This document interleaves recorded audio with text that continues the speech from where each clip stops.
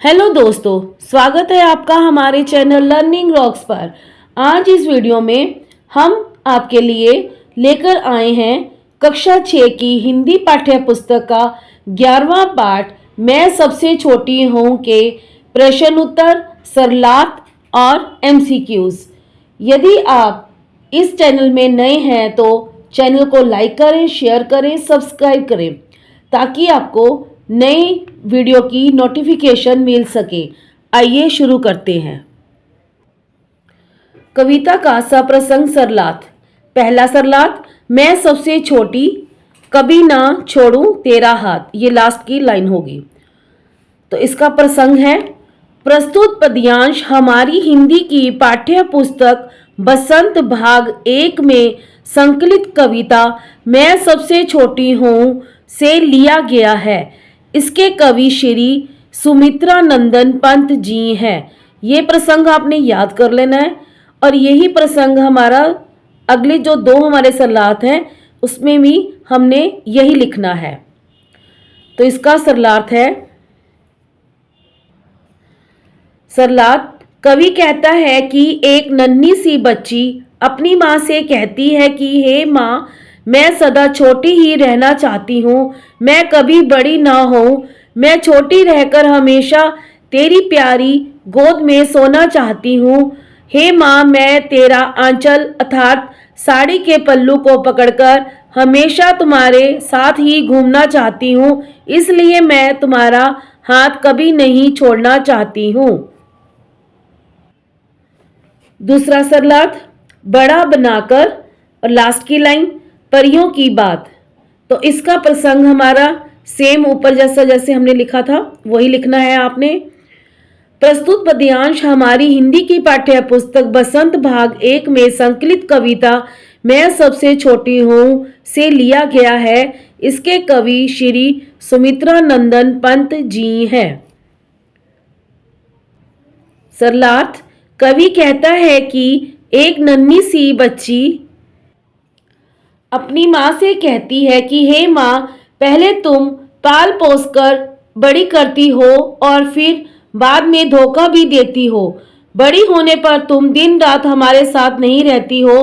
तुम अब पहले की तरह हमें खिला खिलाकर, हमारा मुंह धुलाकर, शरीर की मिट्टी को पोंछकर, हमारे शरीर सुंदर सजाकर, हमारे हाथों रंग बिरंगे सुंदर खिलौने पकड़ा देती हो।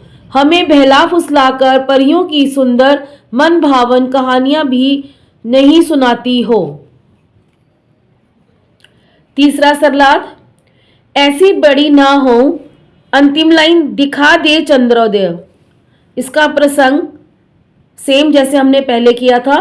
प्रस्तुत पद्यांश हमारी हिंदी की पाठ्य पुस्तक बसंत भाग 1 में संकलित कविता मैं सबसे छोटी हूँ से लिया गया है। इसके कवि श्री सुमित्रा नंदन पंत जी हैं। सरलात, नन्ही सी बच्ची अपनी माँ से कहती है कि हे माँ, मैं ऐसी बड़ी नहीं होना चाहती हूँ जिससे मैं तुम्हारे प्यार के लिए तरसती रहूं। माँ, मैं तुम्हारे प्यार को हरगिज नहीं खोना चाहती हूँ। मेरी यही इच्छा है कि मैं तुम्हारे प्यार भरे आंचल की छाया में इच्छा रहित होकर तथा निडर होकर हमेशा छिपी रहूं।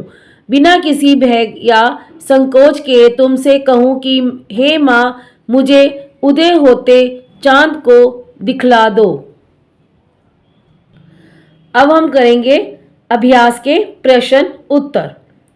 पहला प्रश्न, कविता में सबसे छोटे होने की कल्पना क्यों की गई है? इसका उत्तर है, कविता में कवि ने सबसे छोटे होने की कल्पना इसलिए की है कि वह हमेशा माँ के साथ रहकर उसके प्यार को प्राप्त कर सके। दूसरा प्रश्न, कविता में ऐसी बड़ी ना हो क्यों कहा गया है? क्या तुम भी हमेशा छोटे बने रहना पसंद करोगे? इसका उत्तर है, कविता में कवि ऐसी बड़ी ना हो में इसलिए कहता है कि बड़े होने पर माँ ना तो अपने हाथों से खिलाती है, ना ही मुंह धुलाती है, ना ही हमारे शरीर की धूल को पोंछती है और ना ही परियों की कहानी सुनाती है। इन सब कार्यों में माँ की ममता व प्रेम रस टपकता है। हाँ, हम भी छोटे बना रहना पसंद करेंगे, जिससे हमें माँ का प्यार मिलता रहे। प्रश्न तीसरा, आशय स्पष्ट करो। हाथ पकड़ फिर सदा हमारे साथ नहीं फिरती दिन रात। इस लाइन का आशय हमने स्पष्ट करना है। इसका उत्तर है, नन्ही सी बच्ची अपनी माँ से कहती है कि हे माँ, बड़ा होते ही तुम मेरे हाथ पकड़कर मेरे साथ दिन रात नहीं रहती हो। तू हमें सजाकर, संवाकर तथा रंग बिरंगे खिलौने देकर खेलने के लिए छोड़ देती हो। प्रश्न चौथा, अपने छुटपुन में बच्चे अपनी माँ के बहुत करीब होते हैं। इस कविता में नज़दीकी की कौन कौन सी स्थितियां बताई गई हैं? इसका उत्तर है, इस कविता में बच्चे की माँ को की गोद में सोना, माँ के साथ घूमना, माँ के द्वारा बच्चे को धुलाना, नहलाना तथा खिलाना पिलाना, परियों की कहानियाँ सुनाना आदि नज़दीकी की स्थितियां बताई गई हैं। अब हम करेंगे बहुविकल्पीय प्रश्न MCQs। प्रश्न पहला, मैं सबसे छोटी हूँ कविता के कवि कौन है? ए. सुमित्रा नंदन पंत, B. सुनंदन पंत, C. सुमंगल पंत, D. सुबोध पंत। इसका उत्तर है ए. सुमित्रा नंदन पंत।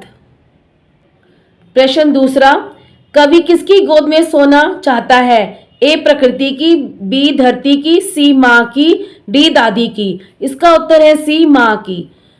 प्रश्न तीसरा, कवि के अनुसार माँ हमें बड़ा बनाकर बाद में क्या करती है? ए. डराती है, B. छलाती है, छलती है, C. सताती है, D. मारती है। इसका उत्तर है B. छलती है। चौथा प्रश्न, बड़े होने पर माँ हमें क्या नहीं सुनाती है? ए. कथा, B. कहानी, C. गीत, D. परियों की कहानी। इसका उत्तर है D. परियों की कहानी। पांचवा प्रश्न, कवि क्या नहीं खोना चाहता है? ए. माँ का प्यार, B. देश का प्यार, C. धरती का प्यार, D. जनता का प्यार। तो इसका उत्तर है A. माँ का प्यार। छठा प्रश्न, कवि माँ की गोद में रहकर क्या देखना चाहता है? इसका उत्तर है A. Bhagyoday, B. सूर्योदय, C. चंद्रोदय, D. इनमें से कोई नहीं। तो इसका उत्तर है C. चंद्रोदय। तो ये था 11वें पाठ का संपूर्ण अध्ययन। धन्यवाद।